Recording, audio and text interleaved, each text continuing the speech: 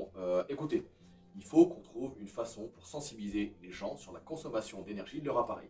Voilà, il faut qu'ils comprennent que l'énergie qu'ils consomment va avoir un impact sur leur facture et aussi sur l'environnement.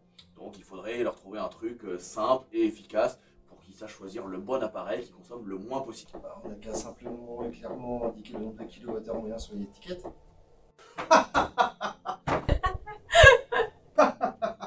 Elle est bien bonne celle-là. Non, j'ai dit clair et simple. Vous en connaissez beaucoup, des gens qui savent ce que c'est qu'un kilowattheure. Non, il faut quelque chose simple à comprendre, même s'ils ne comprennent pas vraiment. Alors il faut juste une échelle? Non, plutôt comme l'échelle de Richter. Personne ne sait à quoi correspond la magnitude et pourtant quand on vous indique un séisme de 1 à 8, on sait qu'il y en a un plus violent que l'autre. Ouais, allez-y, continuez. On pourrait faire une échelle des consommations avec des lettres et des couleurs pour que ce soit plus simple en fonction des consommations de chaque appareil. On pourrait avoir un appareil en A vert pour le top du top et puis un en G rouge pour le moins bon. Le problème avec les échelles, c'est que dans le temps, ça risque de plus être d'actualité, non? Le mieux, ce serait pas quand même d'indiquer la valeur de la consommation, non? Parfait, ça Smithers. Va pour l'échelle de lettres et de couleurs. L'étiquette énergie. Vendu. Alors, juste comme ça, qu'est-ce qu'on fait pour la valeur de la consommation?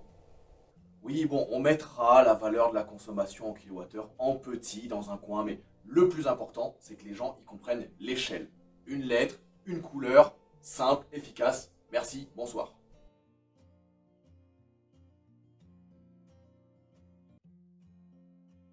Alors, monsieur le directeur, si on vous a convoqué, Vous croyez vraiment que vous avez les moyens de me convoquer?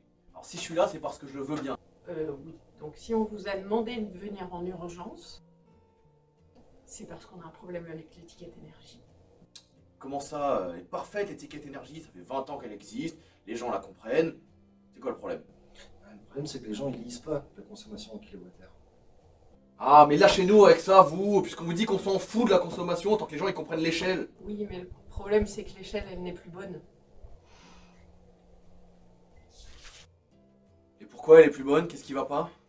Avec toutes les avancées technologiques, on se retrouve avec la plupart des appareils classés en A et on ne fait plus la différence entre les appareils classés en A tout juste bien et les appareils classés en A très performants.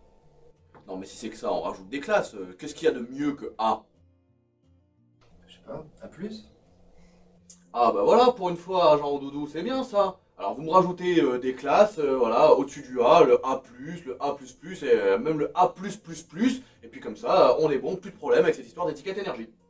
Bien, monsieur le directeur. Et sinon, vous n'avez pas peur qu'on se retrouve dans la même situation dans 10 ans? Ce serait peut-être plus simple d'informer les gens sur comment dire une consommation en kilowattheure, comme ça ils pourraient comparer la consommation de leurs différents appareils.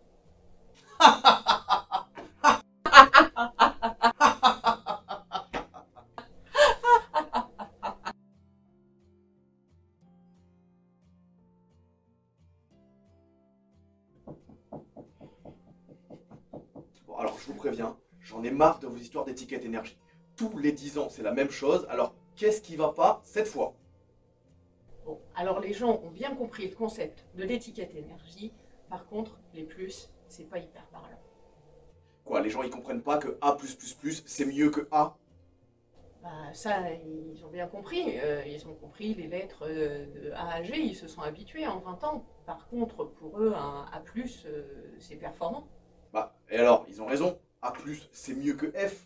Je vois pas ce qui vous gêne. Alors, en fait, ce qui la gêne, c'est juste que les frigos classés F, ça se vend plus. Ni D, ni C, ni P d'ailleurs. Mais comment ça? C'est quoi la moins bonne classe vendue aujourd'hui? Le A+. Les gens pensent que le A+, c'est bien, mais en fait, du coup, plus personne ne va vers les équipements les plus performants qui servent à réduire leur consommation, leur facture et l'impact environnemental, et donc à sauver le monde.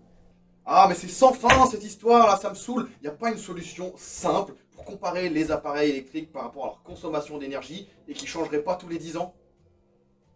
Ah, si, j'aurais bien une idée, mais bon. Allez-y, si vous avez une idée, dites-la. Alors, on pourrait mettre en avant une information précise, comme par exemple la consommation des appareils, puis via de la pédagogie, apprendre aux gens à maîtriser leur consommation, leur donner des notions d'énergie, de kilowattheure. Pour tout ça, ça devient naturel. Et comme ça, plus besoin d'échelle, qui malheureusement risque de changer tous les 10 ans. Bon, allez, ça suffit. 30 ans que vous nous rabâchez la même chose et qu'on vous dit qu'on s'en fout. Zut, à la fin, les gens, ils veulent pas comprendre, ils veulent quelque chose de simple. Des lettres, des couleurs, et c'est tout. Bon, allez, cassez-vous, parce que je vais finir par être désagréable.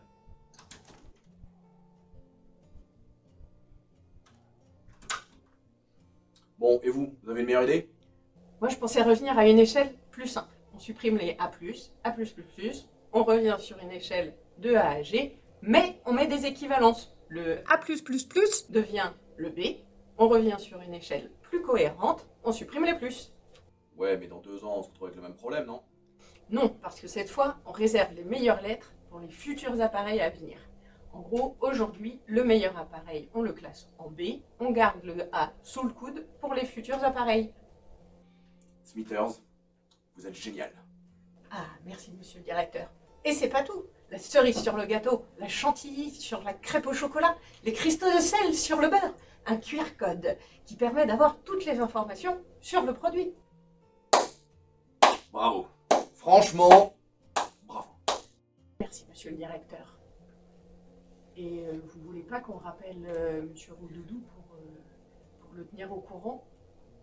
Ah non, il m'a saoulé. Bon, par contre, mettez-moi les consommations en kilowattheure en un petit peu plus gros, ça lui fera plaisir. Et puis en un peu plus simple à comprendre aussi, genre tant de kilowattheures consommés pour 100 cycles de machine à laver. Voilà, il sera content. Bon, c'est toujours ça de prix.